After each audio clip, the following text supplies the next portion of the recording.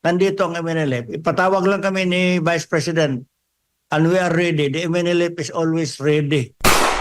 Very obvious ang ginawa na magtanggal ng security para the Vice President will be open to any accident, incident, whatever, vulnerable yan. Dapat hindi nila ginawa kay Vice President Inday yan. Very obvious talaga.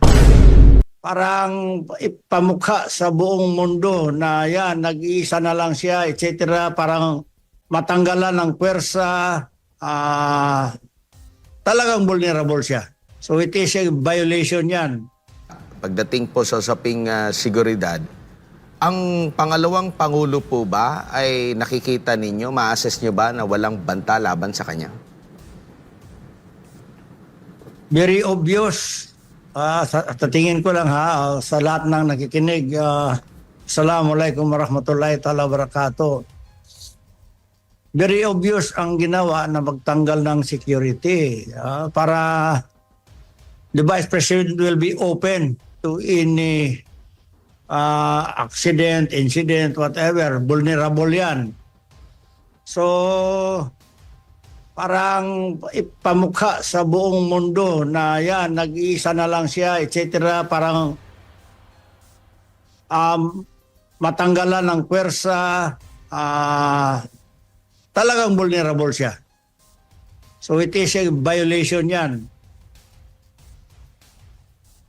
Gaano namang kahalaga na yung mananatili sa kanya na security ay meron siyang trust and confidence? Kasi napansin niya, yung pawang mga tinanggal sa kanya, yung matatagal na rin sa kanya, galing sa Mindanao, yun pa yung mga nilipat dito, tapos yung mga meron namang ibinigay doon, na yung mga natitira, pero hindi siya yung pumili.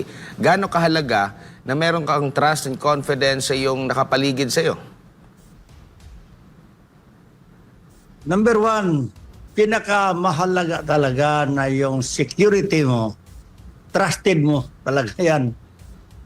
Mahirap maglagay ng security na wala kang tiwala.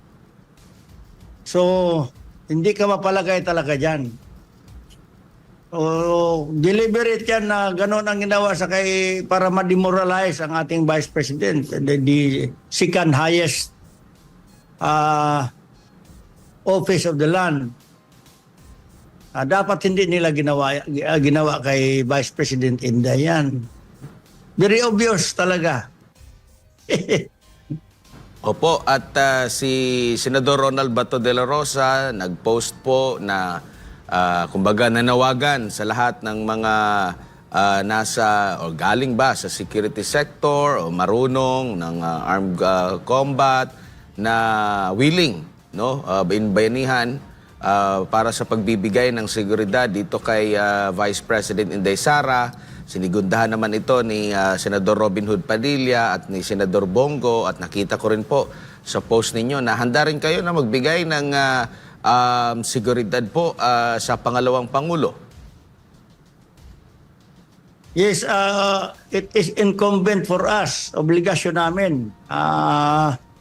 Hindi namin pwede mabayaran ang pag-secure ng mga Duterte sa amir namin, ng aming founding leader, Professor Normis Suarez, na nandito sa Davao. Malaki ang utang na loob namin sa kanilang pamilya. So, hindi kami pwede magpabaya. Kung kailangan nila kami, nandito kami, physically, kasama na mga prayers namin, na sana sa panawagan niya, pamilya niya, mother, mga anak, nandito ang MNLF. Ipatawag lang kami ni Vice President and we are ready. The MNLF is always ready for this one. Anytime. Opo. Ready kami. Ito ang answer namin sa panawagan ng mga mahal natin ng mga senador. Sila Senator Bongo, Senator Bato, at saka si Senator Robin. Here we are, the MNLF. We are ready.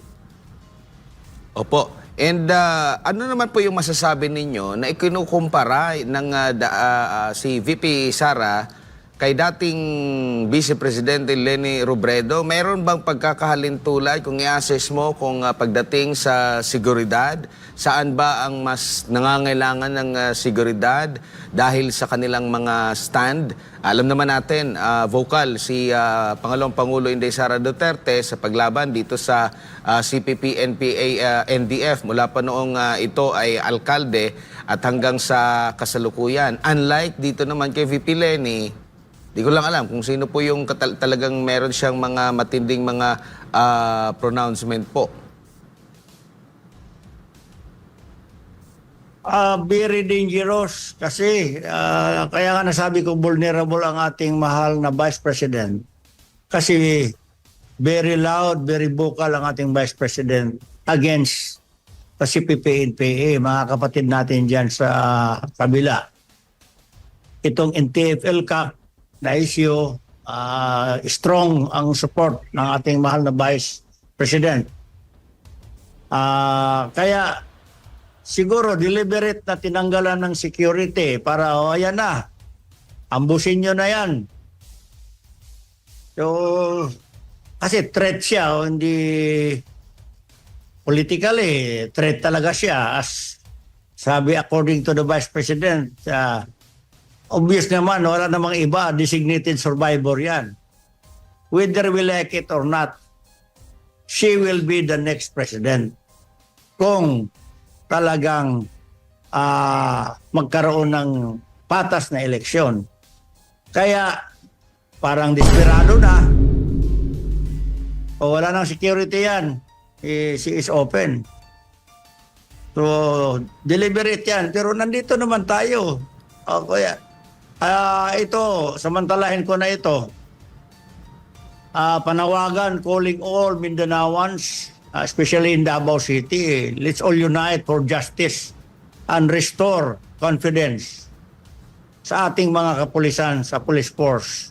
Let's all unite and kailangan natin suportahan ang ating mahal na Vice Presidente. At sa hanay naman ng mga kapulisan, kung kailangan ninyo ang support namin, we will support na maayos natin ito sa anumang bagay. Siguro I will rather recommend, marami namang pwedeng maging chief PNP dyan na may alam ng batas, na may background ng law. Dapat the organization of the Philippine National Police maghanap ng magaling, may alam sa batas ang maging chief PNP. Si General Marbel, nawala na yung kuwan niya eh. Nawala na yung trust ng taong bayan sa kanya.